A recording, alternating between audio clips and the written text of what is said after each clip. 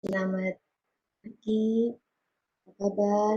Semoga semuanya sehat, tetap semangat di masa pandemi ini, tetap berkarya. Ketemu lagi bareng saya, Nurul Nurjadi.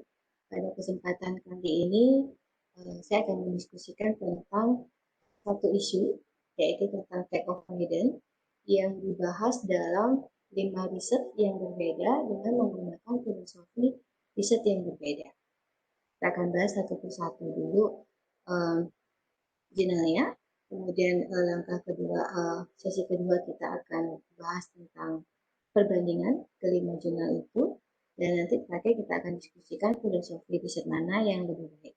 Nah, saya akan start share konten dulu untuk riset-riset yang tentang take avoidance. Oke, nah kita akan bahas dulu satu riset ini, yaitu agency cost and tax planning when the government is a major shareholder. Perisetnya adalah Margaret Soul, Gamileo, Maxwell yang dimuat di Journal of Accounting and Economics tahun 2019. Nah, di riset ini meneliti tentang bagaimana agency cost dan perencanaan pajak pada perusahaan di mana pemegang sahamnya adalah pemerintah, full 100% adalah pemerintah. Jadi objeknya adalah state-owned enterprise. Pada riset ini, isu umumnya adalah membahas tentang take avoidance pada perusahaan yang pemegang sahamnya adalah pemerintah. Di sini pendekatan dan filosofi riset ini adalah positivism yang memuji teori, jadi dari general teori, kemudian disusun dari teori-teori disusun hipotesis, kemudian hipotesisnya diuji dengan menggunakan data empiris, kemudian nanti berdasarkan hasil uji dikonfirmasi apakah mendukung atau tidak mendukung hipotesis atau teori tersebut. Nah, kita bahas satu-satu bahwa metode dalam kenapa saya bilang ini adalah positivism yang memuji teori, karena terlihat di sini bahwa dalam proses penyusunan hipotesisnya, seperti yang saya jelaskan tadi, adalah dari teori, dari beberapa teori, kemudian disusun hipotesis. Nah, hipotesisnya adalah apakah perusahaan yang kepemilikan saham 100% adalah milik pemerintah, tingkat pembayaran pajaknya atau tingkat tarif pajaknya lebih tinggi daripada yang bukan kepemilikan pemerintah. Jadi terlihat ini ada teorinya, jadi atas sudah ada teorinya, kemudian dikembangkan hipotesis pertama. Begitu juga hipotesis kedua, jadi dijelaskan di teori tentang bagaimana peluang dari manajer suatu perusahaan itu dipromosikan akan mempengaruhi behaviornya dalam melakukan pengendalian pajak. Seperti ini. Yang pertama. Terus yang kedua, metode risetnya, paradigmanya adalah kuantitatif, yaitu dengan menggunakan seperti terlihat di sini adalah regresi. Analisisnya adalah dengan regresi. Nah, kita bahas satu persatu dari atas ya, untuk menegaskan ulang. Tadi cuma secara scanning aja. Jadi di sini dijelaskan bahwa kalau di abstrak sebenarnya sudah terlihat bahwa ini adalah untuk merupakan cross-seksional, jenis riset yang cross-seksional, jadi data diambil dalam satu bagian waktu tertentu, kemudian dilakukan proses analisis data dan selanjutnya, kemudian dari rangkaian teori disusun hipotesisnya, seperti ini, kemudian sampelnya, jadi sampel adalah perusahaan-perusahaan di Cina yang pada tahun 1999 sampai 2012 itu di Cina perusahaan-perusahaannya hampir sebagian besar milik pemerintah. Jadi dari sini terlihat bahwa metode pengumpulan datanya adalah secara dokumentasi, kemudian metode analisis datanya seperti yang saya bilang tadi adalah regresi, kemudian metode analisisnya sudah tadi regresi, kemudian temuan dari riset ini adalah saya lanjutkan bahwa ternyata di sini si peneliti menemukan bahwa perusahaan-perusahaan yang milik pemerintah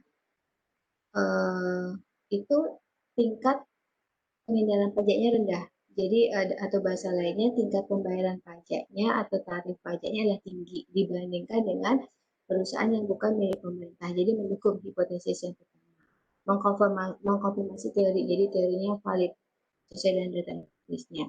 Sama juga untuk hipotesis yang kedua bahwa, nah ini sudah saya jelaskan bahwa untuk hipotesis yang kedua bahwa ternyata manajer dari perusahaan milik pemerintah itu behaviornya untuk melakukan tindakan avoidance rendah ketika promosi dari si manajer itu diperhatikan, terutama pada masa-masa evaluasi promosi. Manfaat dari kontribusi riset ini adalah bahwa dalam secara teori itu meningkatkan pemahaman pentingnya struktur kepemilikan dalam hubungannya dengan take avoidance, kemudian meningkatkan perhatian pada karir manajemen secara individual, bahwa dengan adanya perhatian pada karir manajer itu berperan penting dalam pelaporan pajak perusahaan. Dan kontribusi, ya saya lupa tadi, teori yang digunakan di sini dan teorinya adalah teori konflik agensi konflik ya, konflik antara pemegang saham pengendali dan pemegang saham dengan minoritas pada perusahaan milik pemerintah. Jadi di sini bahwa penghindaran pajak berhubungan dengan konflik agensi antara pemegang saham pengendali dan pemegang saham. Kemudian keterbatasan riset ini adalah bahwa riset ini dilakukan di negara yang tingkat kondisi lingkungan hukum dan proteksi pada investornya rendah. Jadi jika riset yang sama dilakukan di negara lain yang tingkat lingkungan hukum dan proteksi investornya kuat, mungkin akan memberikan hasil yang berbeda. Maka saran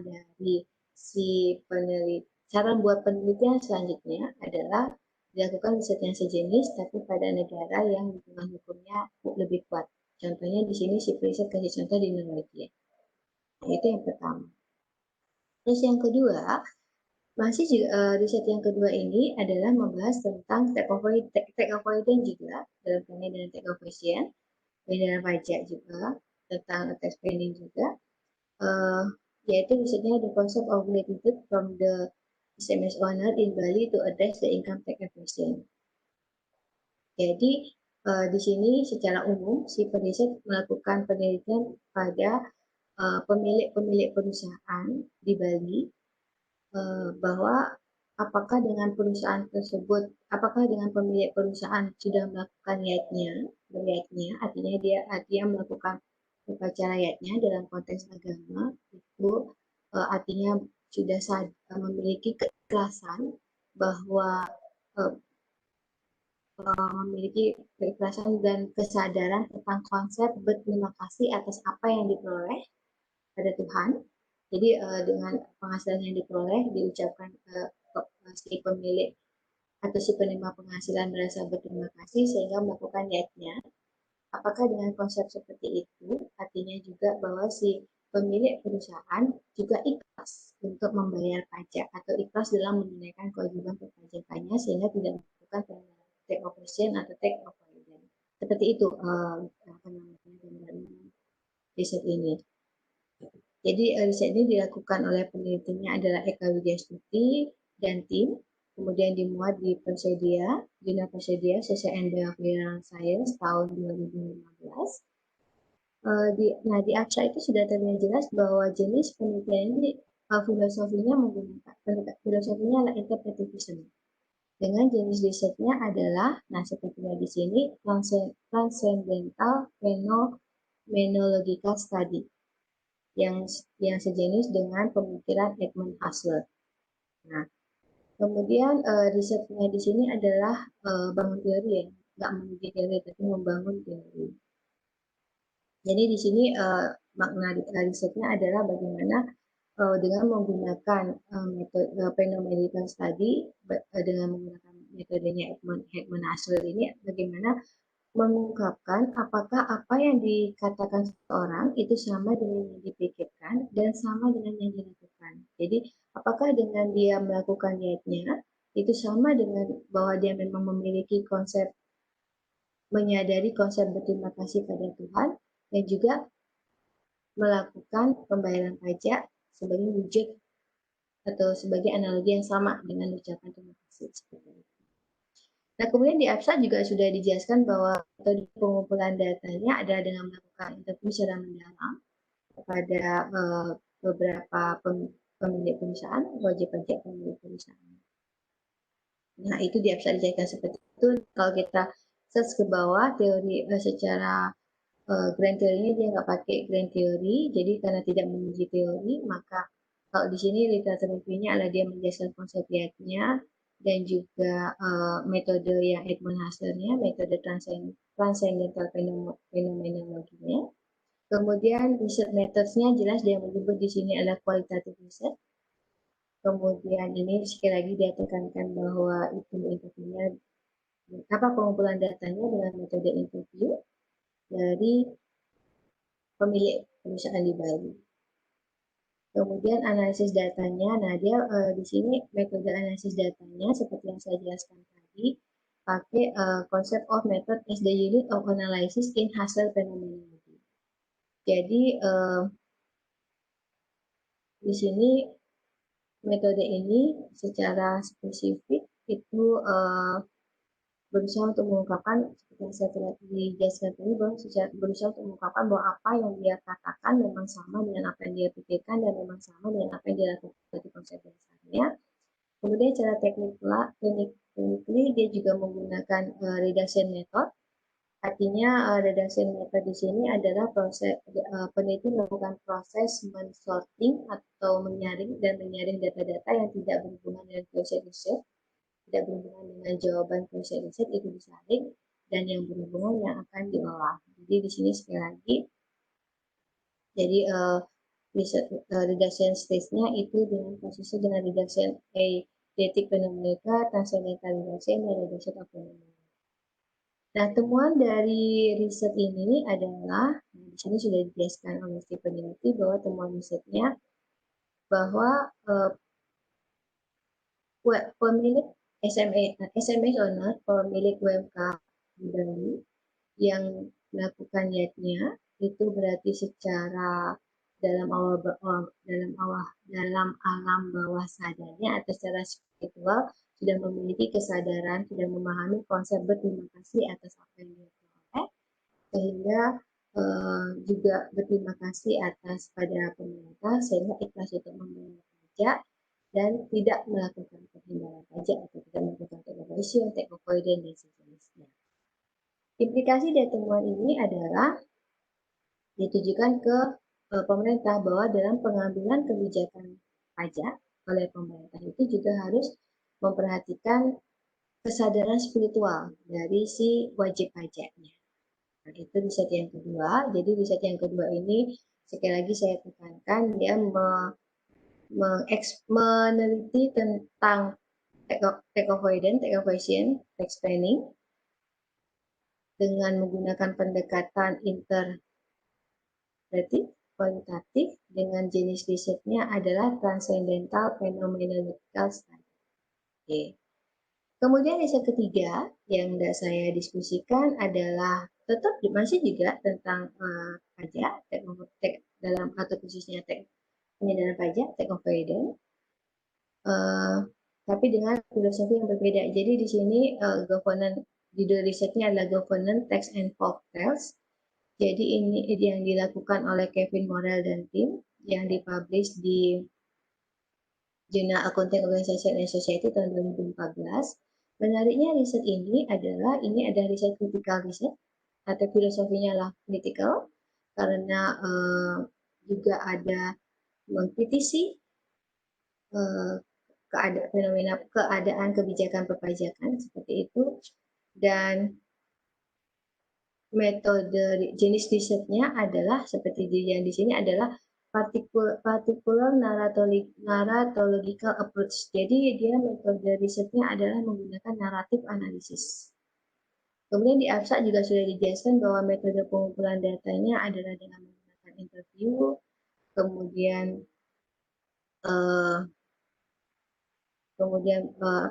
analisis datanya adalah influential analysis of forecast by Jadi kita bahas satu-satu.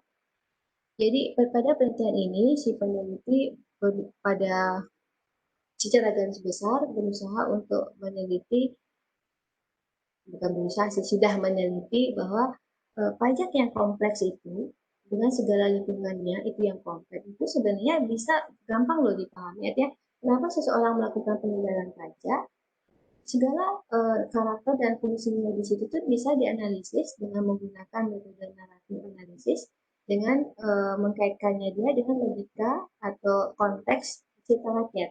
Jadi dalam citra rakyat itu biasanya kan ada karakter ya, ada karakternya, ada si tokoh pahlawannya, kemudian ada tokoh penjahatnya, ada pembantu pahlawan. Jadi dengan memahami ini adalah merupakan tokoh pahlawannya dan kemudian memahami karakter ini kenapa, kalau dengan citra rakyat itu kenapa si tokoh pahlawan melakukan tindakan A, tindakan B, tindakan C. Tapi dengan memahami plot cara berpikir di citra rakyat itu, analogi yang sama itu bisa digunakan untuk memahami uh, tindakan take efisien atau take over dan kenapa si perusahaan atau si manajer perusahaan melakukan pengendalian pajak. Dia karakternya lagi ada di posisi yang mana, apakah hero, apakah penjahat, kemudian apakah fungsinya dia ada dalam fungsi yang mana. Seperti itu berusaha gambaran ini. Kemudian seperti yang dijelaskan di sini, ini adalah critical research dengan menggunakan ROPS framework. Di sini dia menggunakan Vladimir Morphology of the Process. Jadi dijelaskan sudah ini tentang apa itu narrative instance making. Saya lanjut saja. Konteks datanya adalah menginterpretasikan dan mengaplikasikan konteks bagaimana memaknai atau memahami tindakan wajib pajak dengan analogi yang sama dengan memahami plot cerita seperti itu. Kemudian metode pengumpulan datanya adalah dia dengan melakukan interview mendalam dari 45 semi structure interview dari 45 reformer yang merupakan senior accountant, konsultan pajak senior dari perusahaan-perusahaan multinasional. Kemudian menariknya riset ini adalah interviewnya itu dilakukan selama dengan longitudinal, dimensi longitudinal, yaitu di tahun 2002-2004, kemudian 2005-2007, terus 2010. Jadi di sini dijelaskan dengan konsep dengan interview seperti itu, jadi memberikan dimensi longitudinal pada riset ini. Kalau kita lihat, nah seperti ini tabelnya, dilihat bahwa ini dilakukan di 2003-2004, kemudian 2005-2006, kemudian 2010. Artinya kenapa ada jeda seperti ini? Karena ada satu fenomena di UK pada saat itu, bahwa ada merger antara divisi dari pajak. Misalnya gini, kalau di Indonesia kita divisi Fiskus itu secara garis besar ada dua, yaitu DJP, Direktorat Jenderal Pajak, dan Bea Cukai. Dari dulu sampai sekarang dua departemen ini masih departemen yang berbeda. Nah, di UK pada tahun 2005 ini ternyata divisi pajak sama bea cukainya merger, jadi satu, jadi menjadi HMRC. Nah, itu juga menjadi dasar kenapa dilakukan longitudinal interview seperti ini. Nah, saya percepat. Metode pengumpulannya seperti itu, kemudian metode analisis datanya dengan naratif analisis. Jadi dengan memahami pergeseran itu, kok pertemuannya adalah gini, dari hasil penemuan ini dengan menggunakan metode tadi, bahwa di sisi wajib pajak, itu dengan di sisi pemeriksa pajak, fiskusnya itu ada pergeseran karakter di situ. Bisa menjadi penjahat, bisa menjadi pahlawan. Contohnya gini, bagi si manajer yang melakukan tindakan pengendalian pajak, mungkin bagi sisi BJP, bagi sisi fiskus, dia adalah penjahat, adalah karakter penjahat. Tapi di sisi perusahaannya, di sisi multinational company-nya, dia adalah karakter hero. Kenapa? Karena dia mungkin melakukan tindakan Pengindaran pajak itu dalam hubungannya dengan dia melindungi kepentingan perusahaan pemegang saham, atau ternyata ada financial target yang harus dicapai, atau karena ada keterbatasan, kekurangan dalam budget keuangan media. Jadi ada berbagai alasan seperti itu, sehingga kayak mudah dipahami kenapa si wajib pajak ini dalam hal ini si manajer melakukan take over atau pengindaran pajak ya. Cuman dalam waktu yang bersamaan ada memang spesifik kasus pengindaran pajak tertentu yang menarik perhatian media, dan kasus itu tindakan itu tidak disetujui atau tidak disukai oleh umum, maka itu akan mengakibatkan si perusahaan atau wajib pajak menanggung risikonya. Artinya gini, kalau dalam cerita latihan itu kan ini ada hero atau ada larangan, kemudian ada aturan, kemudian ada tindakan melanggar aturan, ada denda. Atau kalau mau yang dibalik, ini ada aturan, ada tindakan untuk memenuhi aturan, maka ada reward di situ. Sama sepertinya. Jadi di sini begitu ada aturan bahwa nggak boleh melakukan penggelapan pajak, ada khusus tertentu yang memang terindikasi melakukan penggelapan pajak, berarti ada tindakan pelanggaran di situ, maka akan ada punishment di situ. Jadi sama kayak alur logika plot dari cerita. Jadi menurut peneliti, dalam penelitian ini ditemukan bukti yang cukup bahwa apa yang diberitakan tentang pajak, baik di media, oleh pegawai pajak maupun oleh akuntan senior untuk di perusahaan swasta maupun perusahaan pemerintah adalah common, artinya umum, sesuai dengan logika berpikir dari cerita rakyat. Jadi sekali lagi untuk jurnal ini berusaha untuk pada riset ini untuk tentang take over dengan menggunakan filosofi kritikal, dengan menggunakan jenis risetnya adalah narrative analysis. Saya lanjutkan, kemudian tadi ya. Jadi saya lanjutkan lagi untuk riset berikutnya. Nah, ini mudah-mudahan terlihat sudah share kontennya. Ini masih juga dengan topik tax compliance atau tax avoidance, dalam hal ini khususnya tax avoidance, pengindaran pajak. Risetnya the rule of local wisdom on tax compliance. Penelitinya adalah Yamanda Mayasa dan Yunuska Aniswari.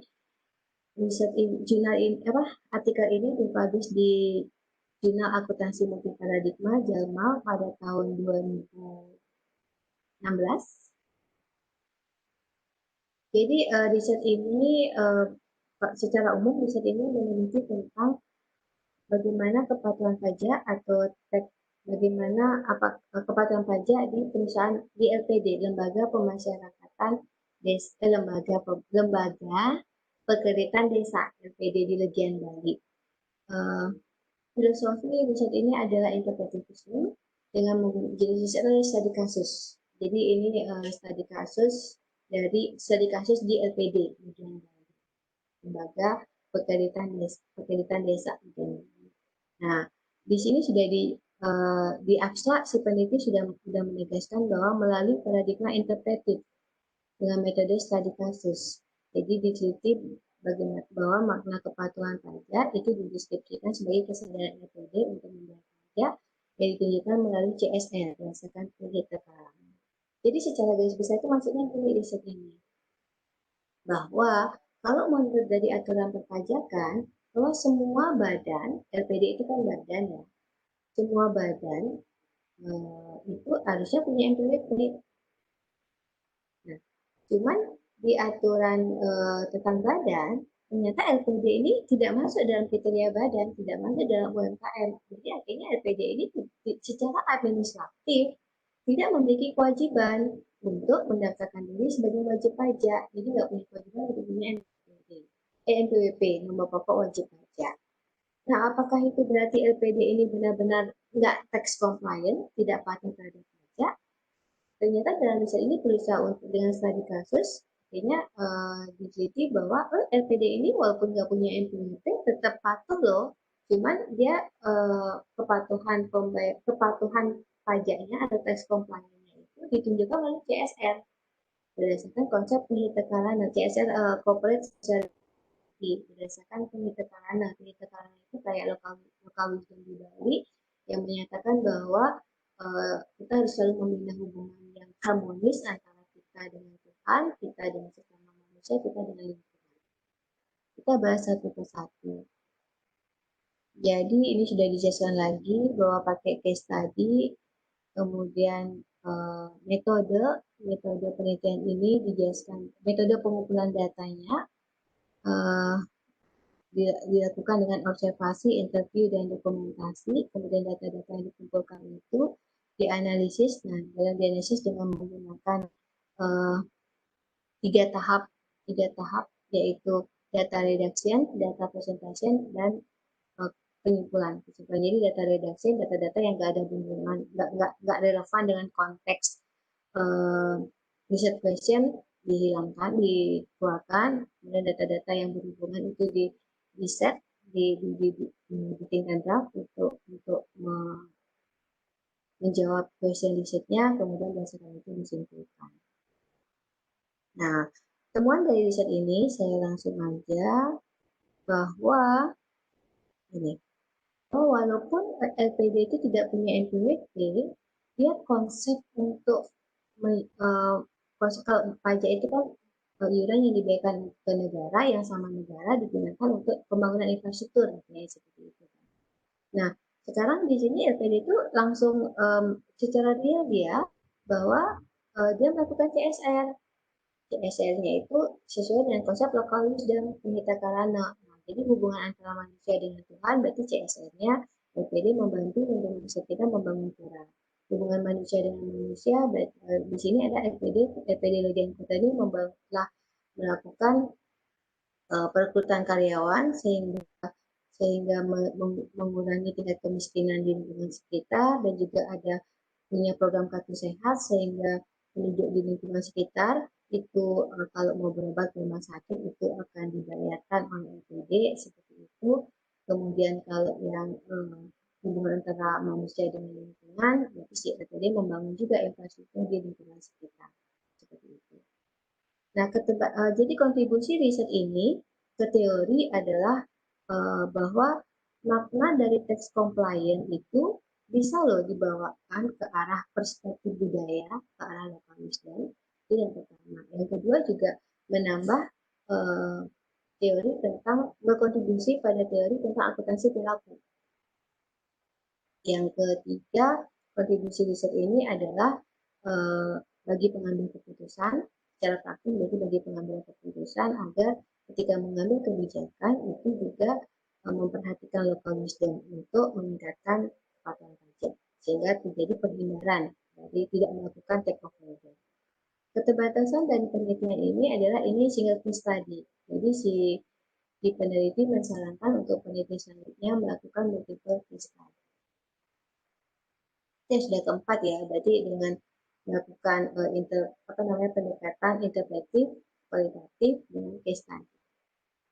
Kemudian riset yang terakhir, ini sebentar kita coba lihat. Oke, jadi kita sudah membahas 4 riset. Kita sudah membahas 4 riset. Yang 4 riset ini membahas tentang tax avoidance pada dasarnya. Kemudian, tapi dengan pendekatan yang berbeda. Tadi kita sudah punya yang positivism, kemudian yang uji teori, kemudian dengan menggunakan pendekatan kuantitatif, regresi, analisisnya, kemudian yang kedua itu interpretatifnya membangun teori dengan menggunakan pendekatannya adalah fenomenologikal, kata saudara fenomenologikal. Terus yang ketiga itu adalah pendekatannya kritikal, misalnya filosofinya adalah kritikal dengan pendekatan risetnya naratif analisis. Kemudian yang keempat tadi sudah yang kualitatif, interpretif dengan kualitatif studi kasus. Nah, itu Pak. Nah, kemudian ada satu lagi yang menarik yang saya temukan masih tentang tax avoidance, pengendalian pajak secara khusus. Ini adalah riset yang dilakukan di Cina. Mudah-mudahan terlihat kontennya. Jadi judul risetnya adalah Controlling Shareholder Incentive and Corporate Tax Avoidance. Nah, ini metode risetnya adalah natural experiment di Cina. Tim penelitinya Oliver Sandy, Ang Liu, dan Senkai. Jadi ini ceritanya di sini secara garis besar pendekatan risetnya adalah interpretif dengan menggunakan kualitatif natural experiment. Jadi secara umum pada riset ini seperti ini. Di Cina hampir sebelumnya adalah hampir sebagian besar perusahaan milik pemerintah. Kemudian ada fenomena terjadi reformasi kepemilikan saham. Jadi perusahaan-perusahaan yang tadinya full 100% milik pemerintah, akhirnya sebagian sahamnya dijual di bursa efek di Cina. Nah, kemudian efek dari reformasi struktur saham ini, struktur kepemilikan ini adalah akhirnya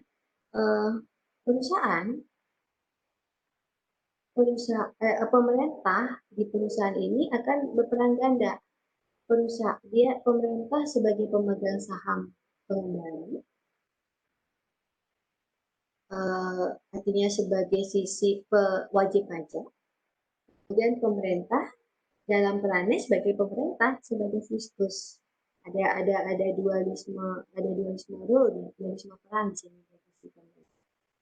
Efeknya adalah gimana? Nah, awalnya dulu yang sebelum sahamnya dijual ke bursa efek, artinya full masih milik pemegang sahamnya adalah full milik pemerintah, berarti dividennya atau maksudnya pendapatan yang diterima adalah fully dari dividen atau dari transaksi antar perusahaan ya, ini dengan anak perusahaan segala macam. Tapi dengan ada reformasi struktur ini adalah pendapatan dari pemegang saham selain dari dividen juga akan berubah jadi ke yield, ke selisih antara harga pasar. Jadi mulai perhatian pemegang saham pengendali yaitu pemerintah mulai concern terhadap harga pasar saham. Kalau kemarin-kemarin itu. Kemarin-kemarin kan nggak ngefek harga pasar saham karena memang full milik pemerintah. Tapi karena sedang dijual di bursa efek, konsentrasi fokus dari si pemerintah sebagai pemegang saham pengendali juga mulai concern nih ke harga saham. Kemudian di abstrak juga sudah dijelaskan bahwa hasilnya begini, cuma nanti kita bahas satu persatu. Jadi kenapa saya bahas ini adalah interpretif, adalah kualitatif.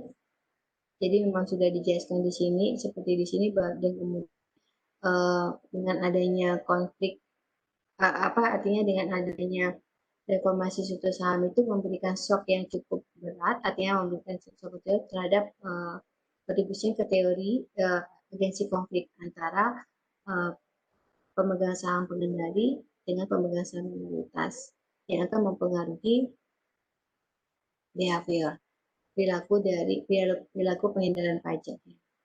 Dan menurut si peneliti bahwa untuk menjawab question ini pendekatan yang paling tepat adalah natural experiment di Cina, karena di Cina itu blok-blok kepemilikan sahamnya, blok-blok kepemilikan saham adalah lazim. Kemudian ini natural experiment itu jadi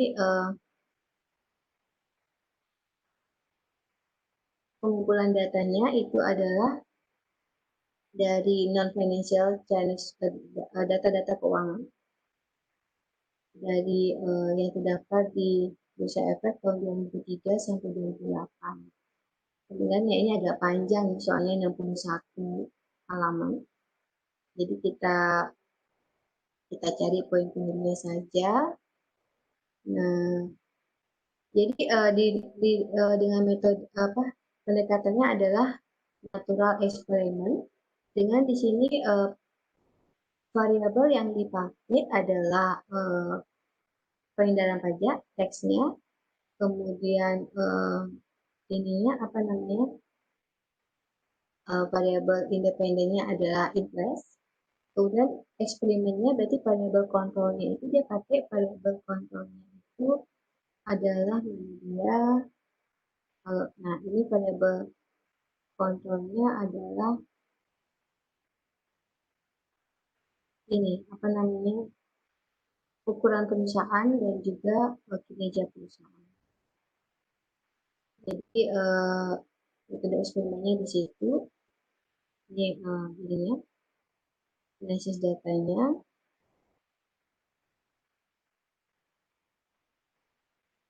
Nah, temuan dari riset ini adalah dengan menggunakan metode riset natural experiment itu, temuan riset ini itu menemukan bahwa perusahaan yang tadinya kepemilikan sahamnya pun 100% milik pemerintah, kemudian berubah setelah reformasi ini sebagian jadi milik si pabrik, si pabrik ya benar swasta, maka milik swasta, maka ini mengakibatkan konflik antara pemegang saham pengendali dengan pemegang saham minoritas menjadi berkurang karena dua-duanya mulai concern dengan harga saham. Penurunan agensi konflik tersebut mengakibatkan justru peningkatan pengendalian pajak, peningkatan tindakan pengendalian pajak. Yang pertama. Terus yang kedua, hal yang sama itu nggak terjadi di perusahaan yang memang dari awal nggak milik pemerintah. Tetap mereka tidak terjadi perubahan di situ. Nah, jadi untuk memudahkan stop sharing dulu, untuk memudahkan memahami ini, saya coba untuk membandingkan dalam satu matrik kelima riset ini. Jadi mudah-mudahan terlihat kontennya. Ini adalah informasi artikelnya, yang satu agensi pros, yang satu konsep institute, yang tiga government, nah ini semua risetnya. Nah, kalau kita bandingkan pendekatannya, yang satu itu riset yang pertama tadi seperti yang saya sudah jelaskan, itu adalah menggunakan filosofinya positivisme, menguji teori. Nah, ketika dia kemudian jenis risetnya adalah kuantitatif, prosesional. Kemudian peta ini dilakukan karena itu tidak ada fenomena yang setiap di situ.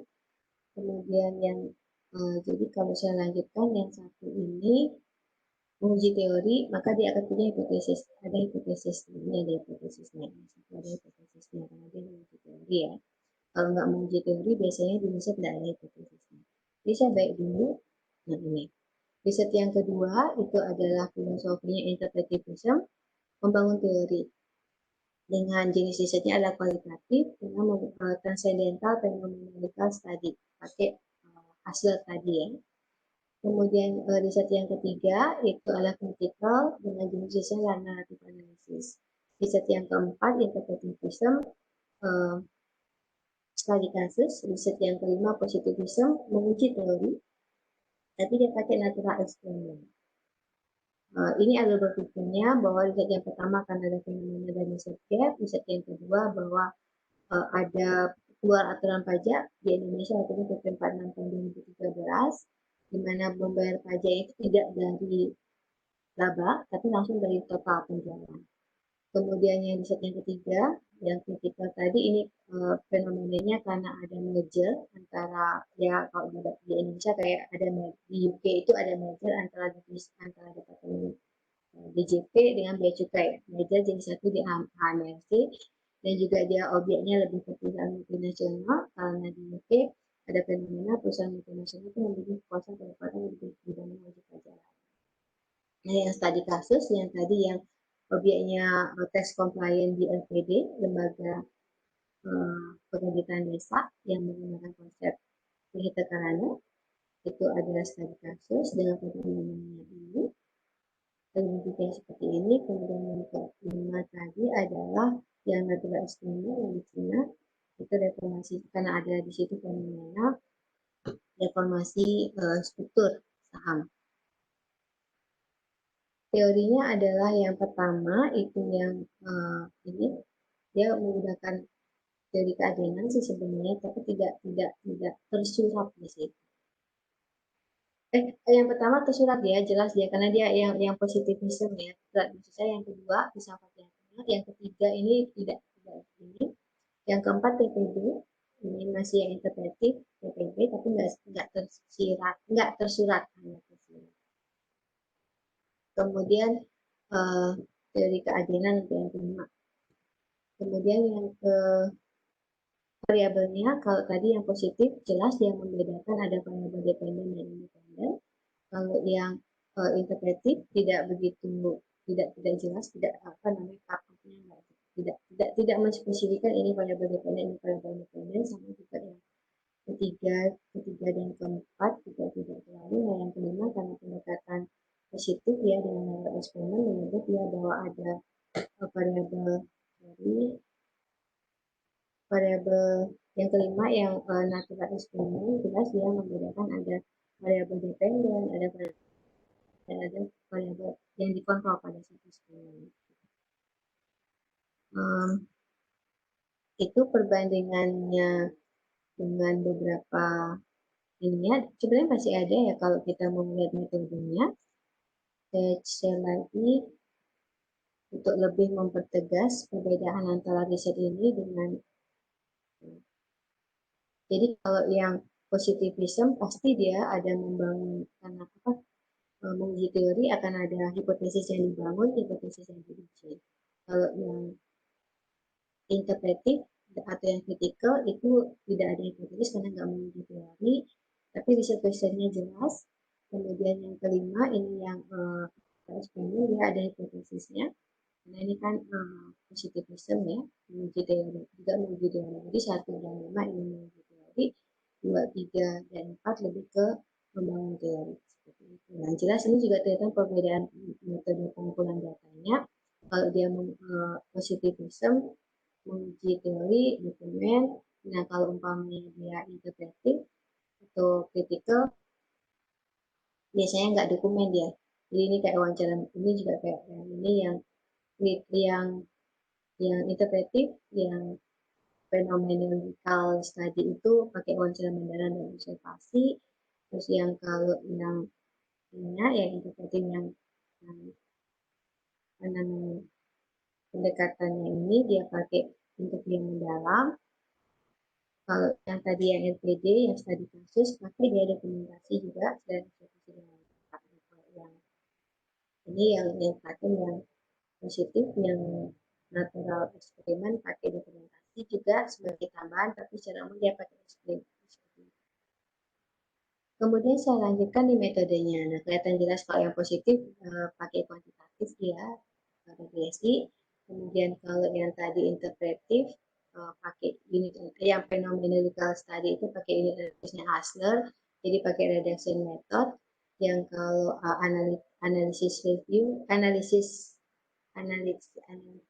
ini dia pakai yang metodenya ada inferential analysis focus by Prop. Jadi yang pakai metodenya narrative analysis. Kemudian yang studi kasus dia pakai metodenya adalah data reduction, data presentation, dan inference. Kalau yang natural experiment, metode analisis datanya adalah disebut di situ adalah spesifikasi perbedaan dalam perbedaan untuk mengidentifikasi dampak informasi saham terhadap pelaku pengindaran pajak. Jadi di sini filosofi yang berbeda, jenis yang berbeda itu metode analisis datanya pun akan berbeda. Ini temuannya, jadi saya nggak jelaskan lagi hasil penelitiannya. Kemudian ini keterbatasan penelitiannya seperti itu. Nah, jika ditanya, jika lanjut ini ke filosofi mana sih yang sebenarnya lebih baik antara kelima filosofi tadi? Nah, lagi kalau umpamanya begitu, apakah yang lebih bagus pakai interpretation? Apakah lebih bagus pakai kualitatif? Nanti kalau dia kuantitatif, bisa digeneralisasi memang, tapi kehilangan makna. Jadi akhirnya risetnya kering. Gitu. Kemudian kalau dia pakai kualitatif, uh, berhubungan dengan makna, tapi katanya nggak bisa digeneralisasi. Artinya kalau kita mau terus memperdebatkan mana yang lebih baik, mana yang lebih buruk, ya akhirnya tidak akan berakhir. Jadi kalau bagi saya lebih prefer, lebih suka artinya kualitatif, kuantitatif, apa namanya, constitution, interpreting, critical, itu lebih bagus tuh kita memang paham semuanya. Ibaratnya itu adalah, anggaplah kasarnya itu alat-alat penelitian yang kita yang bagus, sangat bagus, kita paham semuanya, sehingga ketika kita mau pakai yang mana, itu kita paham kita bisa pakai, daripada kita cuma fokus, oh kayaknya saya sukanya cuma kuantitatif aja, tapi ketika ketika itu harusnya kualitatif, ya akhirnya nggak bagus kita sebagai peneliti seperti itu. Jadi maksud saya adalah akan lebih, bagi saya semua filosofi ini, semua metode ini itu tidak substitusi, tapi komplementer, dia saling melengkapi.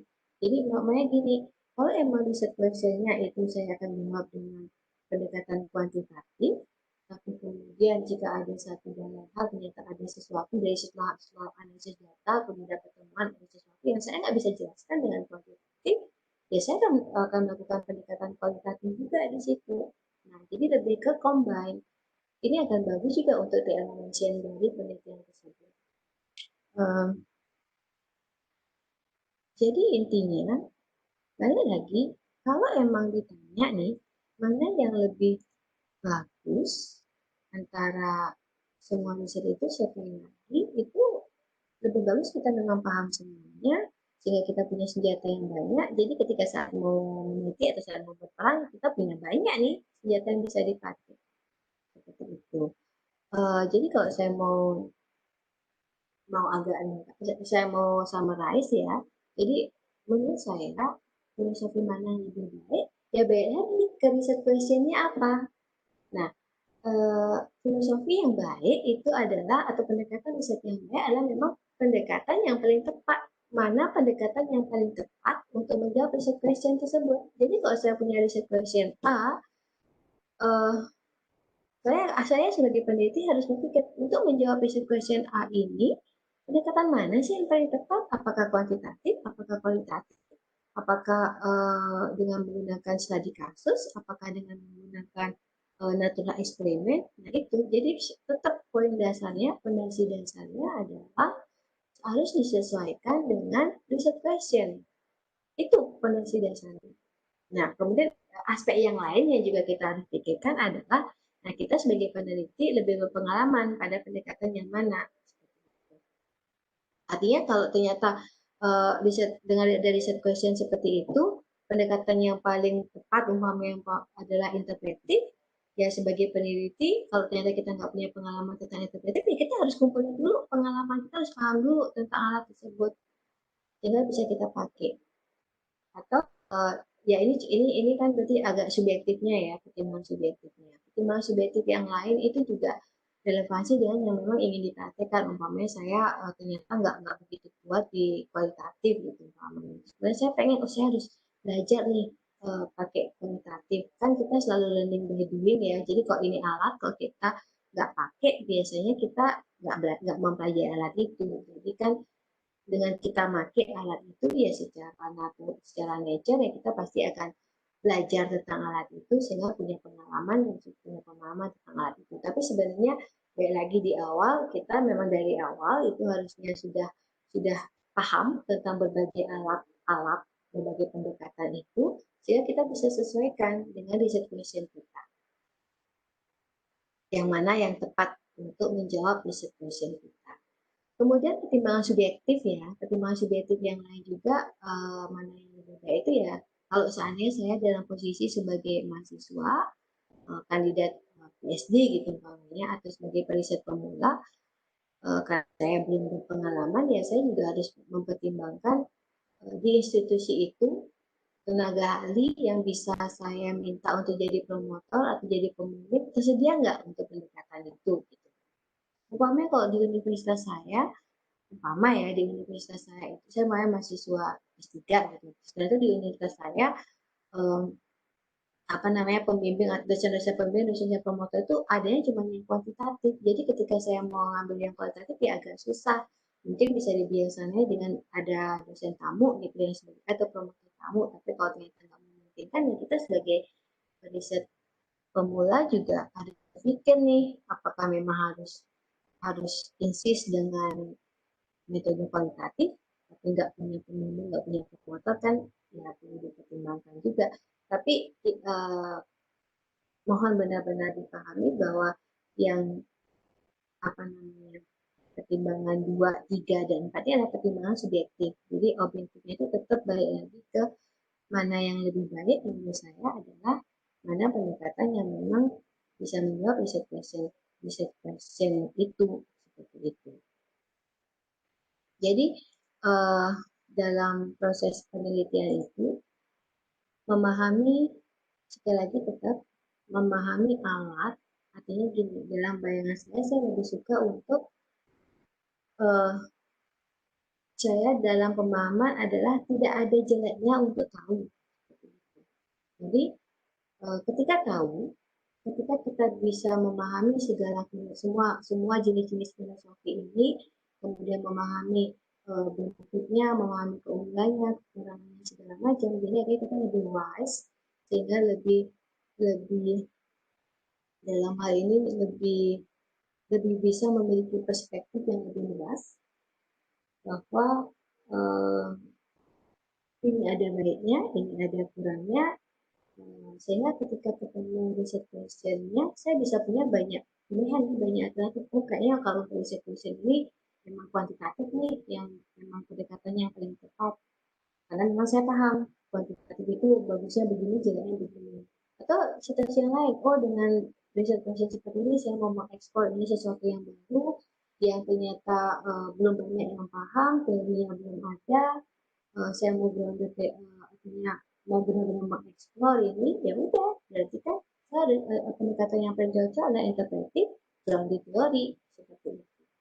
Jadi sekali lagi akan lebih bagus, bukan akan lebih bagus, harusnya mana yang lebih baik menurut saya adalah mana yang memang bisa menjawab riset question.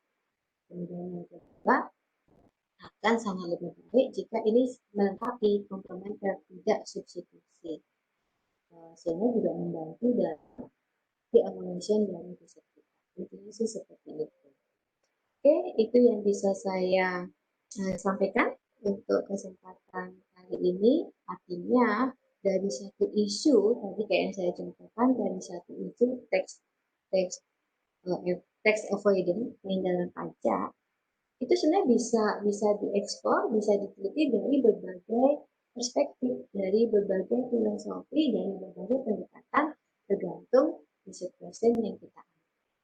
Seperti itu. Jadi bahwa tidak pengkotak-kotakan seperti itu, bahwa dunia lebih luas, perspektif yang bisa dipakai adalah banyak perspektif, sehingga kita bisa lebih wise sebagai polisi.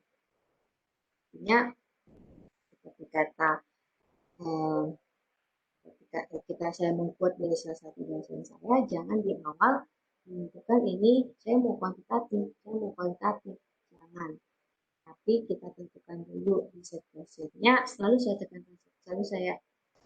sangat fokus pada bahwa kita harus tekankan riset question dulu, formulasikan riset questionnya, kemudian baru kita tentukan pendekatan yang benar, lebih tepat untuk riset question. Pendekatan yang lebih tepat lah yang saya. Terima kasih banyak atas kesempatannya, terima kasih banyak atas perhatiannya. Semoga diskusi kita ini bernilai tambah dan kita akan ketemu di diskusi-diskusi lainnya yang mungkin menarik, lebih menarik, sehingga kita bisa saling sharing. Terima kasih, jaga kesehatan, tetap berkaya di masa pandemi COVID ini. Tetap hidup adalah harus dinikmati dengan penuh kebahagiaan. Selamat pagi.